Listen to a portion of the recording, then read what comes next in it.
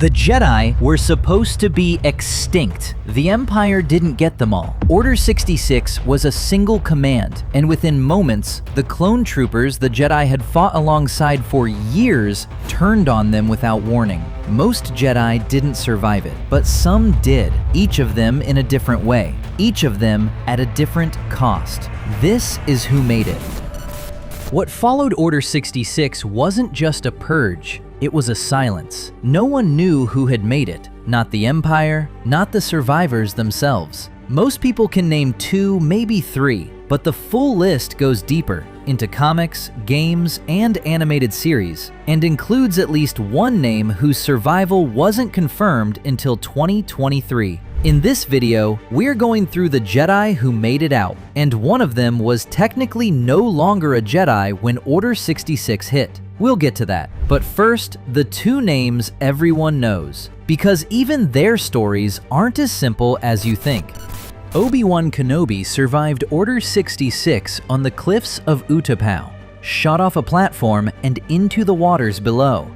On Utapau, as established in Revenge of the Sith, Commander Cody received Order 66 mid-battle and turned the Republic's own gunships on Kenobi. Obi-Wan survived the fall through the Force, luck, and the clone's inability to confirm a kill, then escaped Utapau in Grievous's own starfighter and reached Bail Organa's vessel, the Tantive 4. When he and Yoda returned to the Jedi Temple and discovered what Anakin had done, Obi-Wan confronted him on Mustafar and delivered what has become one of the most quoted lines in Star Wars history. "You were the chosen one. It was said that you would destroy the Sith, not join them. Bring balance to the Force, not leave it in darkness."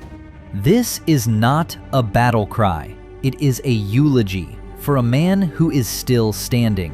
Obi-Wan is often framed as the survivor who kept his calm, but in canon, he tells Yoda he cannot face Anakin.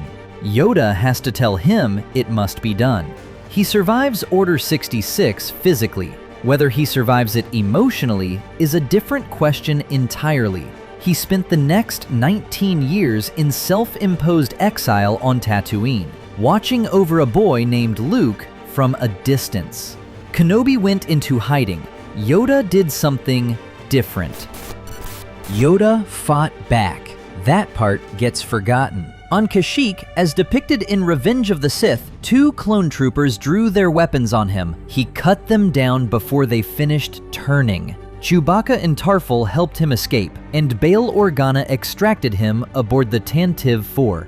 He did not run first. He attempted to confront Palpatine directly. In a duel depicted in the film, he failed, was nearly killed, and was forced to retreat. Yoda, the oldest living Jedi, the most experienced Force user on the light side, chose exile precisely because he recognized his own limits. His wisdom was not that he could defeat Palpatine. His wisdom was knowing that he couldn't, yet. He withdrew to Dagobah, where he would spend the next 22 years waiting for someone else to finish what he could not. Yoda at least knew where he was going. The next survivor had nothing. Not a plan, not a destination, not even a name he could keep.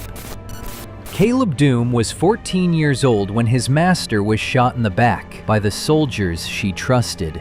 As established in Kanan, issues 1 through 2, written by Greg Weisman, Caleb was a Padawan under Jedi Master Depa Billaba on Kalar. Billaba ordered him to run. He did, and he watched her die. He survived by hiding completely, renaming himself Kanan Jarrus, and spending years as a smuggler, suppressing his connection to the Force. His story continues in Star Wars Rebels, where he becomes a reluctant Jedi Knight in a galaxy with no order left to knight him. He was not alone in that silence. Gungi, the only Wookiee Jedi in canon, a contemporary of Caleb's in the Temple, also survived. Retreating to Kashyyyk, his fate unconfirmed until nearly a decade later in the Bad Batch. Kanan was 14 at the time of Order 66. He was not declared a Jedi Knight until approximately 14 years later without a temple, a master, or a code. That is not a Jedi story.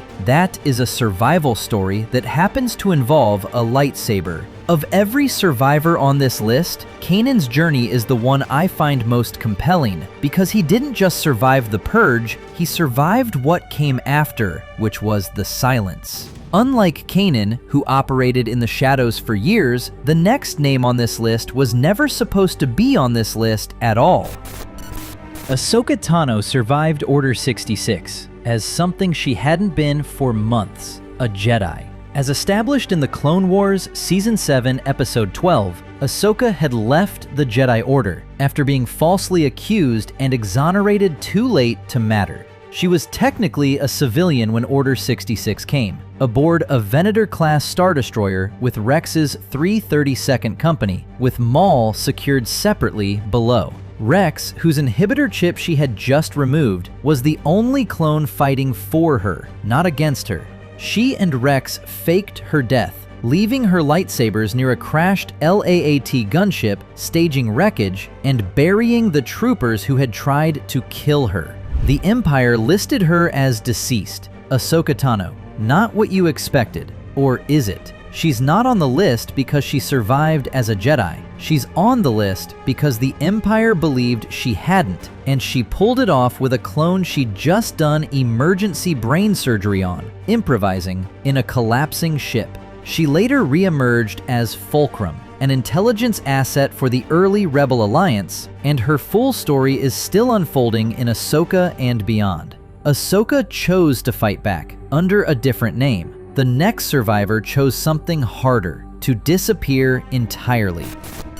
Quinlan Vos is confirmed alive after Order 66 in a single document, making him one of the most consequential footnotes in Star Wars canon. In Darth Vader, Issue 7, written by Charles Soule, Vader discovers a list of Jedi survivors compiled by Jocasta Nu, former chief librarian of the Jedi Archives. Vos is on it. Per Dark Disciple by Christy Golden, he was a Jedi Master who briefly fell to the dark side while attempting to assassinate Count Dooku. He was not the only one hiding. Farron Barr, another Padawan survivor, spent years manipulating Imperial politics from Mon Cala until Vader tracked him down, as established in Darth Vader, Dark Lord of the Sith, Issues 13 through 17 by Charles Soule. Vos was smarter. He stayed off the page entirely. There is no canon source showing Quinlan Vos's survival scene. He is one of the only confirmed survivors whose escape is entirely off-panel. For a Jedi who spent his career in the shadows, that is almost fitting. Whether he survived into the era of the original trilogy remains unconfirmed, which, given what happened to Farron Barr when he stopped hiding, may be the smartest outcome possible. If this is the kind of deep dive you're here for, hit like and subscribe, because the names you haven't heard of yet are where it gets really interesting. Starting with a Padawan who survived because his master refused to stop moving.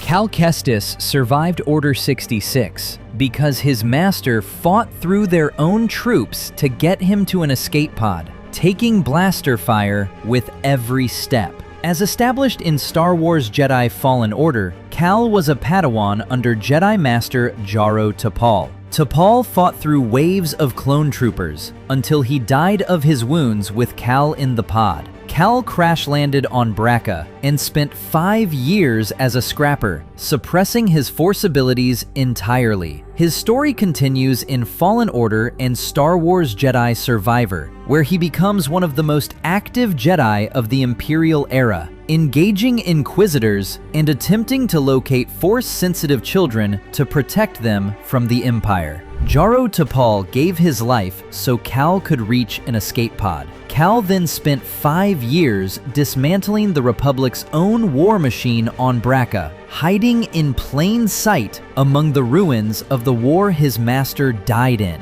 5 years. His canonical fate beyond Survivor has not yet been established. That was already remarkable, but what comes now is a different county entirely. The youngest survivor on this list, whose rescue only came to light decades after the night it happened.